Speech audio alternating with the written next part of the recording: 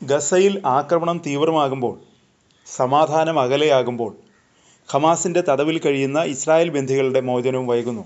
ബന്ദിമോചനം വൈകുന്നതിൽ അതിശക്തമായ പ്രതിഷേധമാണ് ഇസ്രായേലിൽ ഉയരുന്നത്. യുദ്ധം നിർത്തിവെക്കേണ്ടി വന്നാലും ബന്ദികളെയെല്ലാം മോചിപ്പിക്കണമെന്നാണ് ബന്ദികളുടെ ബന്ധുക്കൾ ആവശ്യപ്പെടുന്നത്.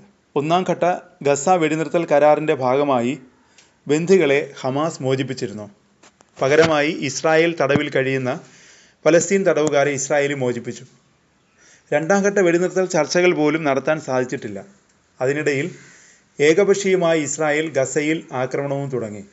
ഇതോടെ ആക്രമണം അവസാനിപ്പിക്കാതെ ബന്ദിമോചനം ഉൾപ്പെടെയുള്ള കാര്യങ്ങളിൽ മുന്നോട്ടില്ല എന്ന നിലപാട് സ്വീകരിച്ചിരിക്കുകയാണ് ഹമാസ്.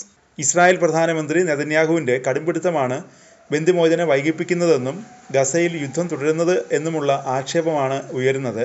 നെതന്യാഹുവിൻ്റെ വ്യക്തിപരവും രാഷ്ട്രീയവുമായ കാരണങ്ങൾ കൊണ്ടാണ് ഗസ യുദ്ധവുമായി മുന്നോട്ട് പോകുന്നത് എന്ന ആക്ഷേപമാണുള്ളത്. അതിനിടെ ഒരു ബന്ദിയുടെ വീഡിയോ പുറത്തു വന്നിട്ടുണ്ട്. ഇസ്രായേൽ അമേരിക്കൻ ബന്ദിയായ ഏദൻ അലക്സാണ്ടറിൻ്റെ വീഡിയോ ആണ് ചർച്ചയാകുന്നത്. ഹമാസ് പുറത്തുവിട്ട വീഡിയോ ഏദൻ്റേതാണെന്ന് കുടുംബം സ്ഥിരീകരിച്ചിട്ടുണ്ട്. ഏറെ വൈകാരികമായ വീഡിയോയിൽ ബന്ദികളെ അവഗണിക്കുന്നതിൽ ഇസ്രായേൽ US സർക്കാരുകളെ കുറ്റപ്പെടുത്തുന്നുണ്ട്. മാനസികമായും ശാരീരികമായും തകർന്ന അവസ്ഥയിലാണെന്നും ഏദൻ വെളിപ്പെടുത്തുന്നു. ഇസ്രായേൽ നേതൃത്വത്തെ വെറുക്കപ്പെട്ടവർ എന്നാണ് ഏദൻ വീഡിയോയിൽ വിശേഷിപ്പിക്കുന്നത്. നെതന്യാഹു ഒരു സ്വേച്ഛാധിപതിയെപ്പോലെയാണ് ഭരിക്കുന്നതെന്നും ആരോപിക്കുന്നു. നെതന്യാഹുവിൻ്റെ നുണകൾ എന്തിനാണ് വിശ്വസിക്കുന്നതെന്നും ഏദൻ US പ്രസിഡന്റ് ട്രംപിനോട് ചോദിക്കുന്നുണ്ട്. പെസഹയ്ക്ക് മുന്നോടിയായി പുറത്തിറക്കിയ വീഡിയോ ഹമാസിൻ്റെ പ്രചാരണ നീക്കമായിട്ടാണ് വിലയിരുത്തുന്നത്.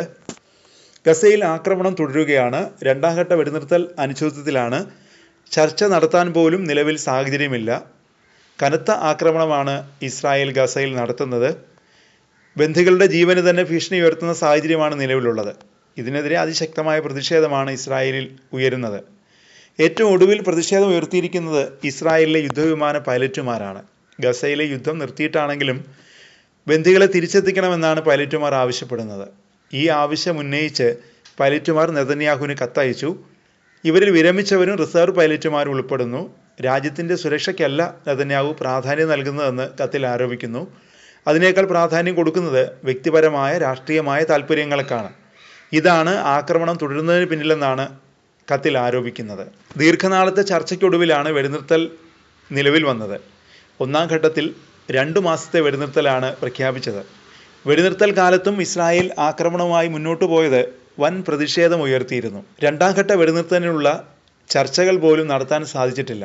ഏകപക്ഷീയമായി ഇസ്രായേൽ ആക്രമണം തുടരുകയും ചെയ്തു.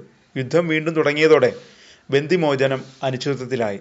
ഹമാസ് ബന്ദികളെ അപായപ്പെടുത്തുമെന്ന ആശങ്കയും അതിനിടെ ഉയരുന്നുണ്ട്. ബന്ദിമോചനം വൈകുന്നതിനുള്ള പ്രതിഷേധം ഇസ്രായേൽ തുടരുകയാണ്. ജനുവരിയിലാണ് ഇസ്രായേലും ഹമാസും തമ്മിൽ വെടിനിർത്തൽ കരാറിൽ ഒപ്പിട്ടത്.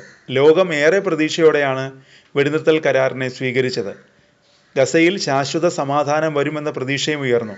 എന്നാൽ പിന്നീട് ഇസ്രായേൽ ഏകപക്ഷീയമായി ആക്രമണം തുടങ്ങുകയായിരുന്നു. പിന്നാലെ ഹമാസും തിരിച്ചടിക്കാൻ തുടങ്ങി. ഹമാസ് തടവിലാക്കിയ 59 ബന്ദികളെ കൂടി ഇനി മോചിപ്പിക്കാനുണ്ട്. എല്ലാ ബന്ദികളെയും മോചിപ്പിക്കുന്നത് വരെ ആക്രമണം തുടരുമെന്നാണ് ഇസ്രായേലിൻ്റെ നിലപാട്. ഹമാസുമായി രണ്ടാം ഘട്ട വെടിനിർത്തൽ കരാറിൽ ഒപ്പിടണമെന്നാണ് ബന്ദികളുടെ ബന്ധുക്കൾ ആവശ്യപ്പെടുന്നത്. ബന്ദികളെ മോചിപ്പിക്കുന്നത് വൈകരുതെന്നും ബന്ധുക്കൾ ആവശ്യപ്പെടുന്നു.